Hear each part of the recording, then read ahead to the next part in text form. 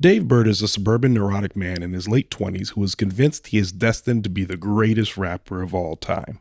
Known by his fans and in the rap community as Lil Dicky, the new FX series, Dave, follows the rapper as he tries to convince his family, friends, and anyone else who will listen that his efforts to follow his destiny are not unfounded.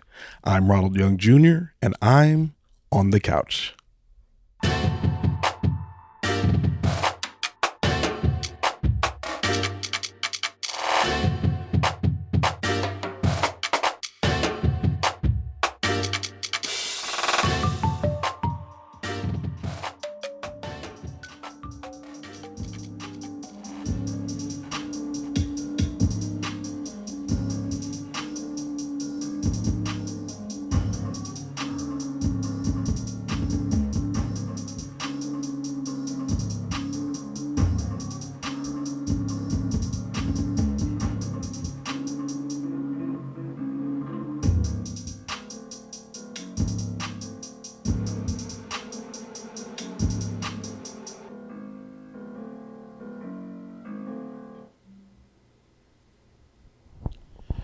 All right, this is Ronald, and I am on the couch after watching Dave's show on FX. You can watch it on Hulu, created by Lil Dicky and Jeff Schafer, starring Lil Dicky, Taylor Misiak, GaTa, Andrew Santino, Travis Bennett, and Christine Coe. So Dave is a show about rapper Lil Dicky, which you may have seen him floating around the internet. He has done a lot of things that have gone viral, a lot of songs that have gone viral.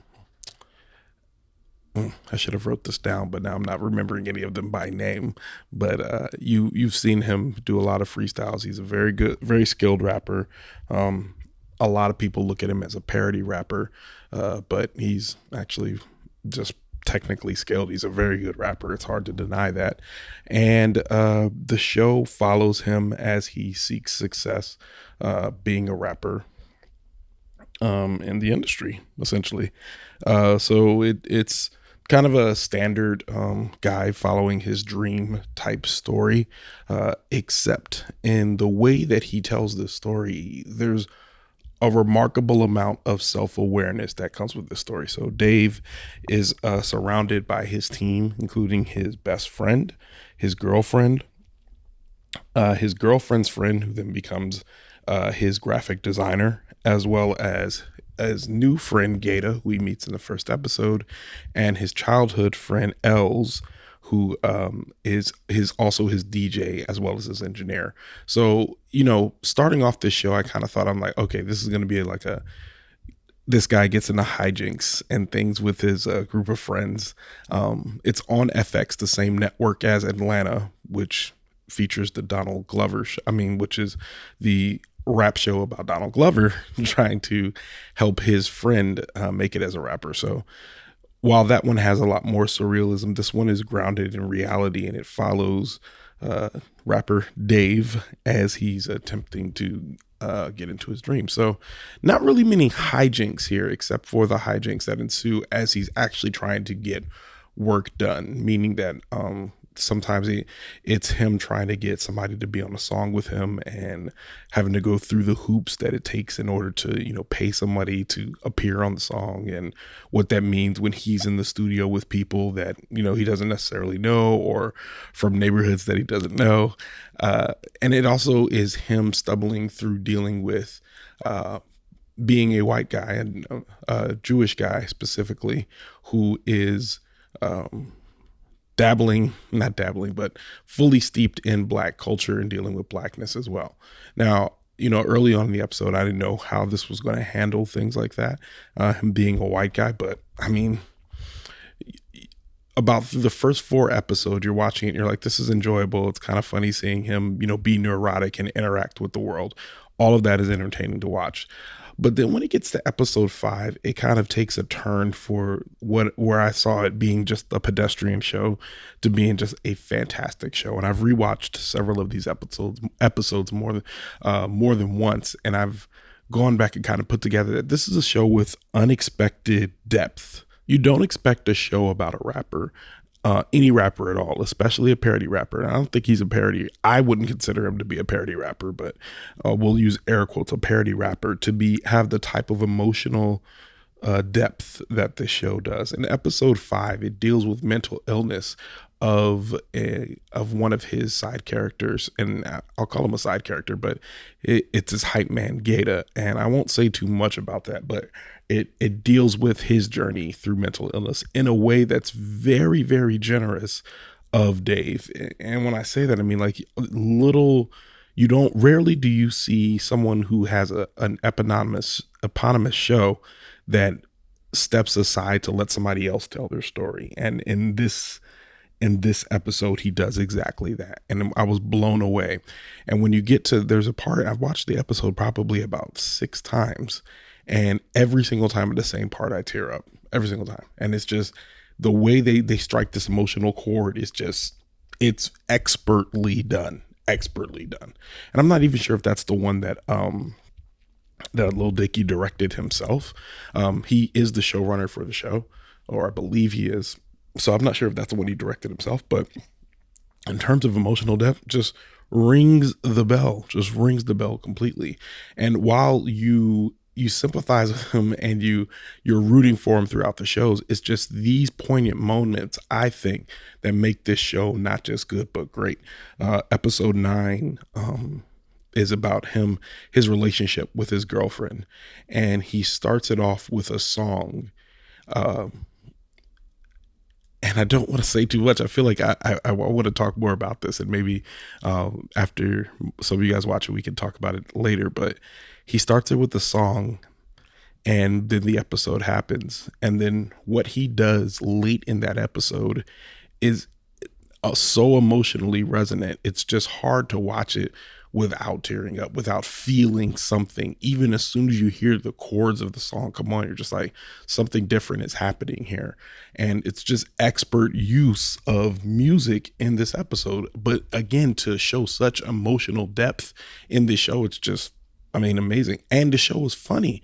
It's funny. I laugh out loud probably at every single episode. Every episode has something funny to say, has a joke to tell you, has, some sort of a funny anecdote, either including him or that he's stating, every single episode.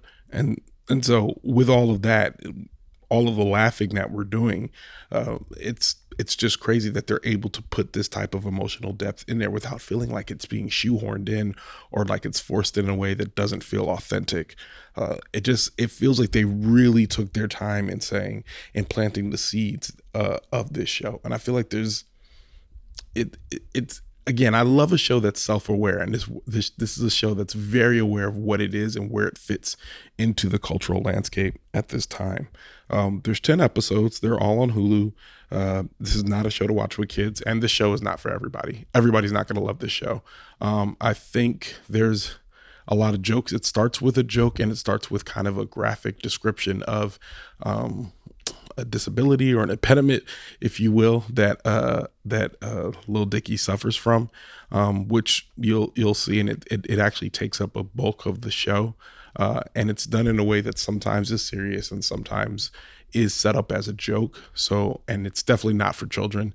But I think, if you can get through those portions, you should be fine. And I don't think, I was watching the show, they didn't really take away that much from me for watching the rest of the show. I think I was able to look at it as a portion of the show, but not what the show was about. But I think if some people get stuck at those portions, I understand. And if they can't move past them, I also understand. But that being said, I mean, great show. It's a good show for couples, good show for single folks, not a family show, but definitely something that you can enjoy. And, Lil Dicky has done a good job of interacting with people, because this show came out right at the beginning of quarantine. And so, a matter of fact, I think it came out within a few weeks of quarantine. So it's basically been a show that we've all been able to sit still and watch as it came out in real time. During the time we were in quarantine, it got renewed for a second season, and it's been rated as the top rated show on FX, which it beat out Atlanta, which everybody loved. So I think this show is, I think it's destined for greatness. I'm interested to see where they go in season 2. I'm actually a little apprehensive about where they go with season 2. I don't know what types of stories they'll be telling in season 2. If this were a limited season and episode 10 was the last one, I would be satisfied with that ending. I would only miss it because every time the show comes on, it's just enjoyable to watch. You're watching it, you feel good, you like watching his journeys, and you're just curious about what's going to happen next, who he's going to interact with, who's going to come into the room, all that. You're just curious about what types of things he's going to make you think about. Great show. And the rapping, I think he raps twice, like himself. I mean, he references his songs and he plays his songs in other portions of the season, but 2 specific times he raps, and of course, just, blows it out of the water. I think it's just easy to listen to this and immediately start bobbing your head as he starts rapping. So, I think it's great. I'd give it 4 or 5 stars. Kind of.